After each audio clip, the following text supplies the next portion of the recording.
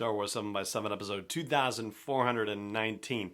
So, going back to High Republic era conversations, we talked about what scares the Jedi, or what could scare the Jedi, but we're going to flip that question around and talk about what scares the Sith, and it should scare the Jedi as well. Punch it.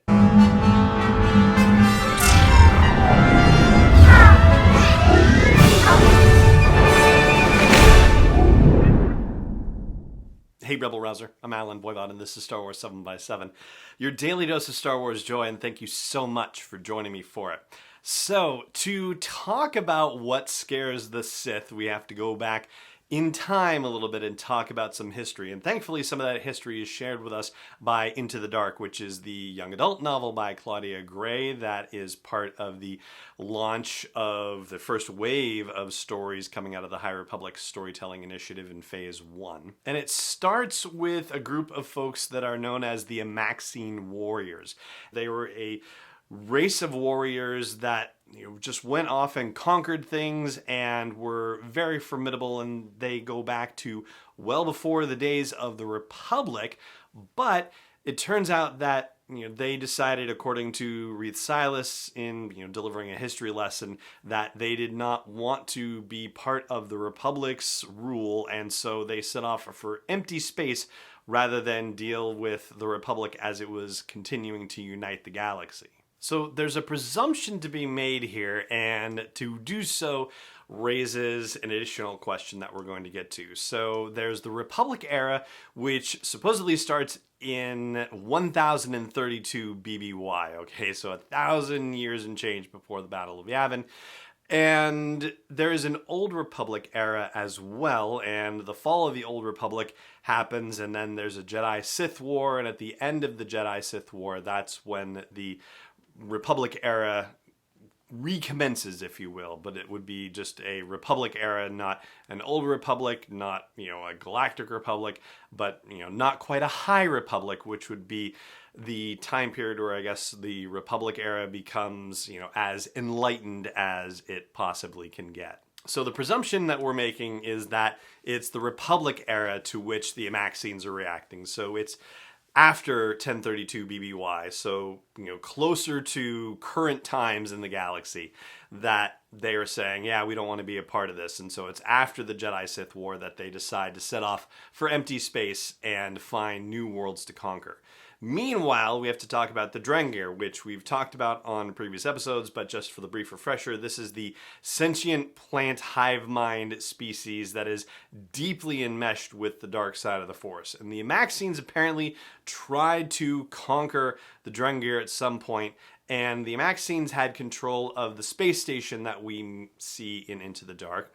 But apparently that didn't go very well, and the Drengir actually went after the Amaxines and took over the Amaxine space station. So they defeated the Amaxines, devoured and ate them, according to the Drengir, if they are to be believed, and they ended up going back to the space station and taking it over. Until they were put to sleep for all intents and purposes. Those idols that are on the space station, and yes, in case you haven't figured it out, we are in spoiler territory for Into the Dark, and it's been a couple of weeks since it's been out, so hopefully that's okay, but that's a fair warning.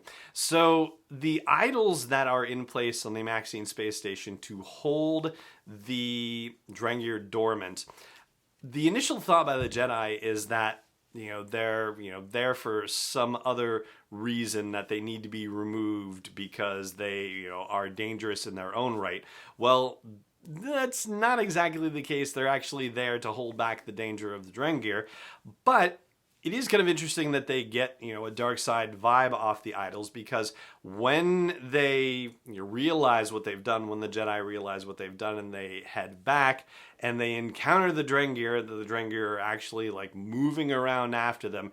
The Drengir talk about whether the Jedi are like the ones who previously imprisoned them, and one of them says no, the others had lightsabers that were red. They don't use the word lightsabers, but no, their things were red. And so clearly the implication from that is that it was the Sith that put the Drengir into that dormant state. So if the Drengir could freak out the Sith enough that the Sith decided, yeah, we gotta make them completely dormant, then they're pretty difficult to deal with. And certainly they're difficult to deal with as we see them in Into the Dark. But, I mean, if the Sith had to shut them down rather than try to make them, a tool for their own devices, then this is really going to be a formidable villain. I mean, I guess the only other scenario where you could say, oh, maybe the Sith, weren't so afraid of them is that if they just decided to tame them and leave them as a sort of trap for somebody to stumble upon and create all sorts of horror later down the line. But it feels like that's not what they're implying in the novel. That's not what Claudia Gray is trying to suggest. She's trying to suggest that these things are so dastardly that even the Sith didn't want to deal with them. But here's the thing. Here's the big question, circling back to the timeline thing that this opens up. If the Amaxines had this fight with the Drengir after 1032 BBY, in other words, the Republic has formed and they have gone off into this, empty space, which they're in the Outer Rim, and it's new that the Republic is actually making any sort of moves into the Outer Rim at this time of the High Republic. This is the big deal, right? The outreach and the great works and all that. So empty space could well have been the Outer Rim for all intents and purposes when the Amaxines went there in, that 1032 and later BBY situation. So what that means is that even though the Jedi thought that the Sith were extinct, that's not the case. The Sith were supposed to be extinct at 1032 BBY at the end of the Jedi-Sith War. And that's not really the case because Darth Bane apparently reestablishes the Sith and puts the rule of two in place after the events of the Jedi-Sith War. So the thing that hopefully the Jedi are going to be asking themselves as a result of Into the Dark is, how is it that the Drengir were put dormant by Sith when the Sith have been eliminated, exterminated? They are not supposed to be in the galaxy anymore. So to sum it up, Jedi-Sith War ends 1032 BBY. The Republic is established. The Amaxines don't want anything to do with the Republic, so they go to quote-unquote empty space, which could easily be the Outer Rim, since the Republic isn't out there just yet, and they're just starting to get that foothold in the High Republic era, which is in the 200s BBY.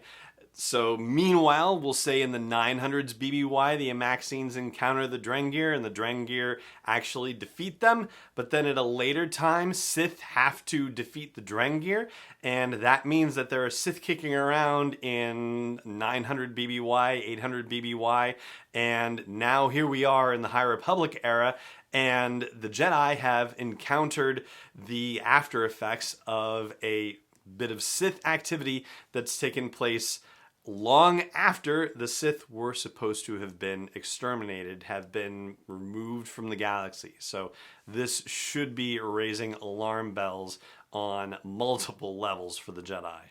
And I would love to hear what you think about this. Now, I've said in the past that, anywhere that has a comment section or at sw7x7.com to have the conversation or continue the conversation, to respond to this with your ideas, your theories, and whatnot. But I think we're going to narrow it down to one place. So Facebook has posts coming through at facebook.com/SW7x7 for these episodes. And so let's just keep it there. So if you have comments about this or you want to explore the idea further, then please head over to to Facebook. That's facebook.com/SW7x7. Grab a post for this episode and chime in there.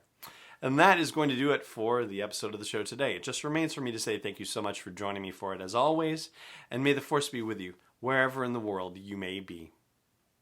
7x7 is not endorsed or sponsored yet by Lucasfilm Limited, Disney, or 20th Century Fox, and is intended for entertainment and information purposes only. Star Wars, the Star Wars logo, all names and pictures of Star Wars characters, vehicles, and any other Star Wars related items are registered trademarks and/or copyrights of Lucasfilm Limited, or their respective trademark and copyright holders. May the Force be with them. All original content is copyright 2021 by Star Wars 7x7. We hope you love it.